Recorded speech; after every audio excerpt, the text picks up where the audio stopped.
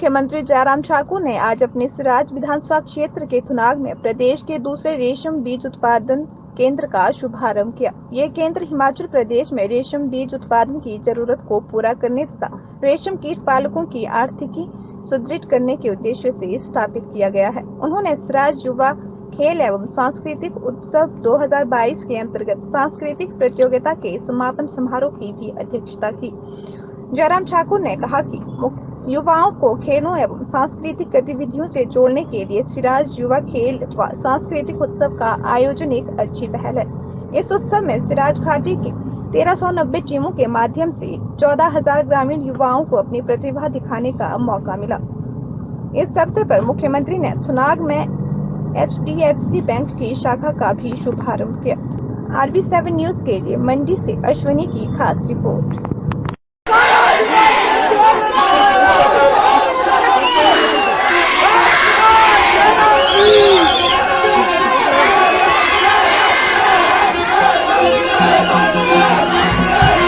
उस मदद को पहुंचाने में हम उसमें सफल।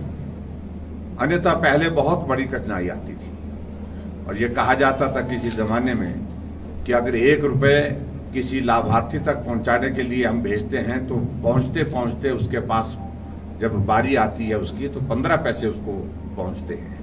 तो आज वो स्थिति नहीं। अगर 1 रुपए प्रधानमंत्री जी किसी योजना के अंतर्गत किसी लाभार्थी को भेजते हैं तो 1 रुपए ही उस लाभार्थी तक पहुंचता है। ये बहुत बड़ी बेहतरीन बात है और मैं ज्यादा नहीं कहना चाहूंगा। मुझे इस बात की खुशी है कि दूर दराज के इलाके में थुनाग में HDFC की इस ब्रांच की शुरुआत हुई है। मैं उम्मीद करता हूं यहाँ इनका अपना काम भी ठीक चलेगा, बिजनेस भी मिलेगा और बिजनेस के साथ साथ में खासतौर से जो ग्रामीण क्षेत्रों में जो हमारी प्राथमिकताएं हैं जिसका जिक्र यहाँ पर अभी कर भी रहे थे और जो CSR में भी जो एक्टिविटी जो प्लांटेशन की आप लोगों ने किया उसके लिए मैं आपका धन्यवाद करता हूँ। और मुझे इस बात की भी खुशी है कि कोविड के संकट में भी आप सबका एक बहुत बड़ा एक साइजेबल कॉन्ट्रीब्यूशन पूरे देश भर में भी रहा और हिमाचल प्रदेश में भी रहा मदद के रूप में।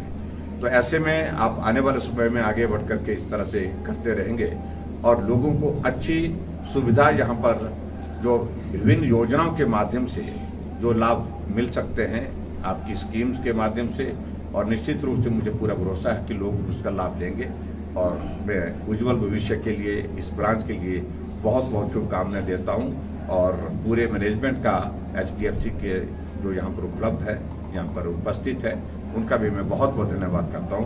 बहुत बहुत धन्यवाद। Thank you. दृष्टि से जो हमारी युवाओं की जो टीम लगी हुई थी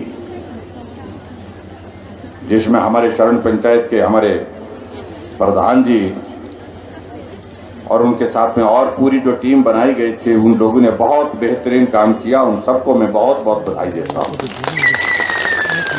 बड़ी दिलचस्प बात है कि महिलाएं यहाँ पर सिराज में भी क्रिकेट खेलने के लिए भी आ गए हैं।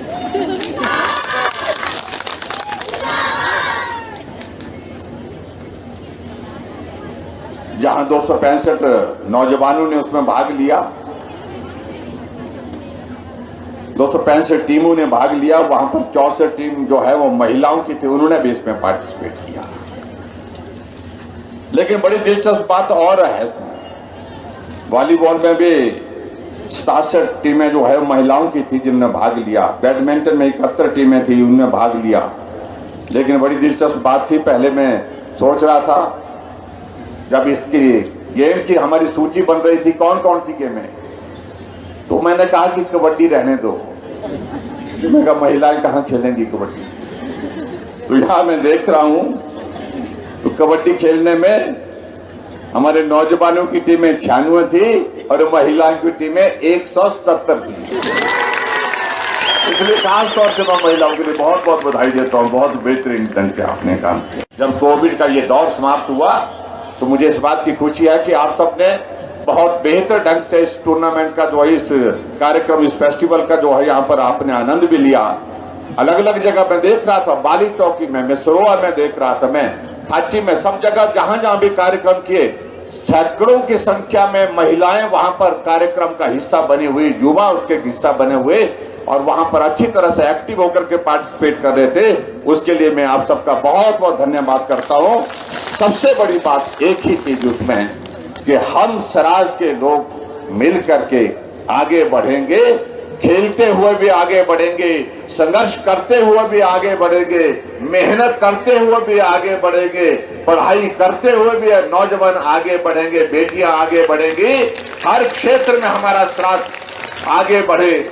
और उसमें राजनीतिक क्षेत्र की भी अगर बात आती है तो हम सराज के लोग फिर से आने वाले समय में आगे बढ़ करके उसी स्थान को, उसी सम्मान को हासिल करें जो हासिल किया।